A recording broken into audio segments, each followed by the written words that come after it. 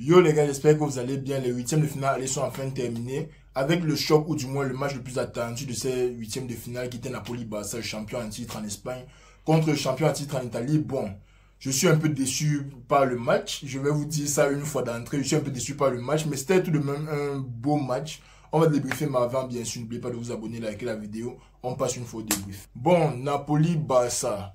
Quand tu vois l'affiche, tu te dis, ok, certes, les deux équipes ne sont pas dans leur meilleure forme, mais ça reste quand même les champions en titre en Italie et en Espagne. Tu te dis quand même que tu vas avoir un match à la hauteur d'un huitième de finale de Ligue des Champions. Et je ne vais pas vous mentir, l'ambiance était là. Le rythme était là, mais je pense que les deux équipes dans le jeu extrêmement pauvres. Et je commence avec Napoli parce que c'était à domicile. Déjà, Napoli, c'est une équipe qu'on a eu à affronter deux fois cette saison, une fois avec Osimhen et une fois sans Osimhen. À part Osimhen, je pense que tous leurs joueurs étaient là pratiquement.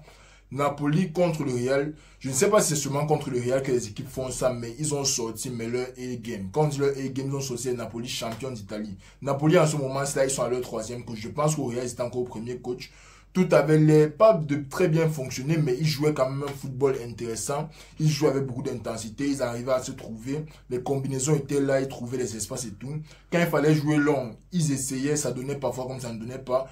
En gros, Napoli contre le Real, c'était une équipe plutôt intéressante. Maintenant, arrivé dans le match-ci, tu as l'impression qu'ils sont un peu surpris par l'occasion. Je ne sais pas ce qui s'est passé, mais première mi-temps, dans leur pressing, demi-pressing, en se faisant presser, il n'arrivait pas à ressortir le ballon facilement. Les transitions faciles entre la défense et le milieu, il n'arrivait pas à faire ça facilement. Se projeter vers l'attaque, il n'arrivait pas à faire ça facilement. Et c'était un peu décevant pour moi.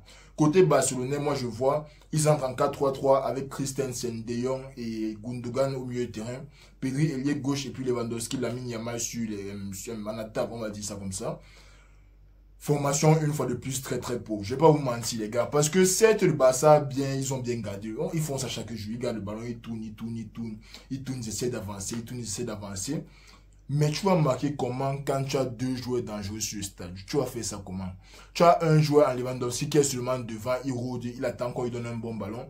Et tu as Lamine Yamal, un gars qui n'est pas un target man, mais c'est plutôt lui qui crée les chances. Ça veut dire que Lamine Yamal, c'est à lui que tu donnes le ballon pour te créer les chances, entre autres. Tu vas faire comment pour marquer si tu n'as que deux joueurs dangereux au stade, les gars? Vous allez faire comment? Quand tu regardes la formation du Barça, je ne comprends pas à quoi un gars comme Christensen, par exemple, sert dans la formation du Barça. Soyons honnêtes, je ne comprends pas. Peut-être que c'est parce que la défense a beaucoup encaissé ces derniers temps, mais je ne vois pas à quoi sert un gars comme Christensen dans la formation du Barça d'aujourd'hui. Christensen, j'ai regardé ses stats, il a joué 38 ballons en peut-être 60-70 minutes, comparé à un Frenkie de Jong qui au même moment là était déjà à pratiquement 80 ballons. Donc Christensen exactement, il sert à quoi gars? Parce que quand il touche le ballon, c'est même pas comme s'il fait quelque chose de spécial. Il touche, il redonne une passe, il touche, il redonne une passe. Il ne crée pas les décalages, il ne dribble pas les joueurs. Défensivement, il est seulement là vraiment pour apporter une présence de plus défensivement, ce que je comprends. Mais quand tu mets un joueur comme ça en milieu défensif central, un joueur qui n'est pas capable de te tirer, de te faire le lien là entre la défense et le milieu, parce que c'est Frenkie de Jong qui faisait tout le temps ça, sachant que Pedri va revenir dans le milieu, essayer de construire, Cancelo avance, et comme Pedri est un peu sur l'aile là, il essaye de combiner avec Cancelo. Offensivement, le Barça, on doit se dire, ça est très très pauvre. Et je pense que c'est parce qu'ils ont peur mentalement. Ils savent que la défense n'était pas assez bonne, en tout cas quand Ter Stegen n'était pas là, que maintenant, offensivement, ça les affecte. Parce que le match du Barça que j'ai vu, certes, vous avez le ballon, certes, vous avez la possession et tout ça, mais le danger offensif n'est pas vraiment là. Certes, vous avez tiré une ou deux fois, peut-être trois tirs cadrés qui étaient de beaux arrêts par le gardien, mais la présence, l'impact offensif, là, moi, je ne vois pas ça côté Barça. Parce que, soit tu as Lamine Yamal d'un côté qui va essayer de déborder et enrouler, tout le monde connaît son jeu, ou bien centre au deuxième poteau. De l'autre côté, tu as un Cancelo qui peut déborder, qui peut créer les espaces, mais qui finit toujours par chercher soit Lewandowski, soit vraiment Gundogan, parce qu'il n'y a personne d'autre dans la surface. Je pense qu'offensivement, le Barça doit se réveiller parce que l'équipe de Napoli aujourd'hui était juste pas au niveau pendant la première mi-temps. Arrivé en deuxième mi-temps, on a vu Napoli, ils étaient beaucoup plus entreprenants, beaucoup plus, on va dire quoi, audacieux dans leur jeu parce qu'ils donnaient beaucoup de ballons à Osimhen qui essayait de dévier ici là-bas. Et on a vu pratiquement sur leur premier tir cadré la défense du Barça qui était à zéro parce que si le Barça a eu 14 ou 15 tirs dans le match, si Napoli a eu 2 ou 3 qui sont venus en fin du match. Et sur leur première réelle occasion, ils ont réussi à marquer leur but. Donc côté Barça, moi je pense qu'on doit vraiment s'inquiéter.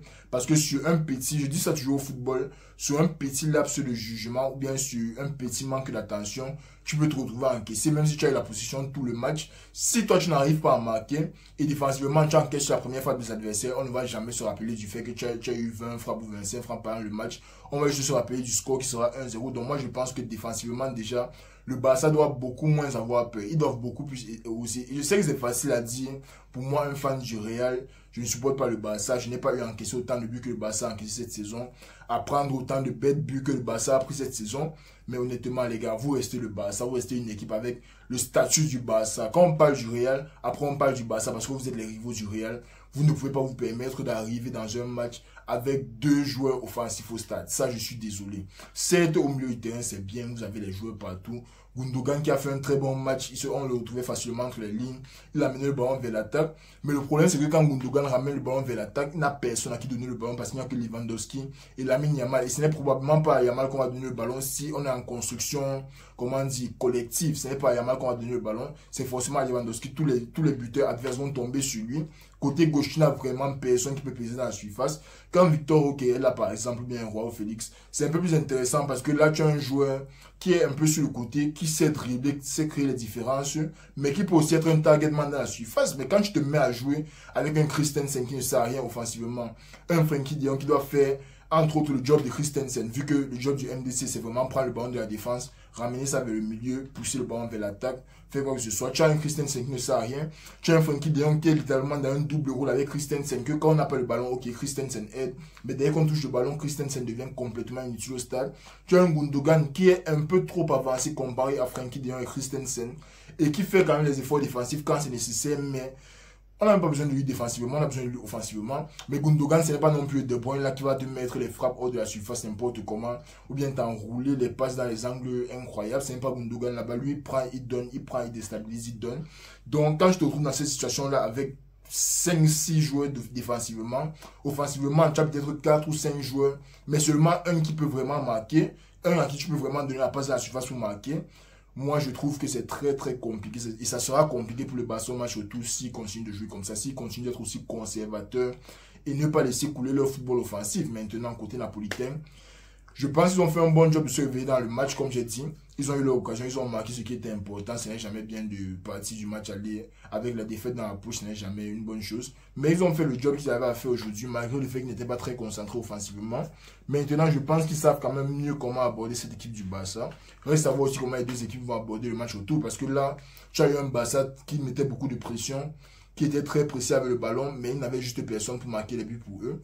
Et de l'autre côté, tu as eu un Napoli qui était dépassé par le match. Et les deux équipes, vraiment, sur la première frappe claire, bon, je ne vais pas dire première frappe claire pour le Barça, première action du buteur, on va dire, les buteurs sont sortis, ils ont montré pourquoi ils portent le 9, ce qui est magnifique pour moi. Moi, j'aime voir les matchs là où il y a les clashs de buteurs. Si ça pouvait être triplé d'Osimhen, triplé de Lewandowski, le match allait être magnifique, mais bon, 1-1, on ne se plaint pas trop.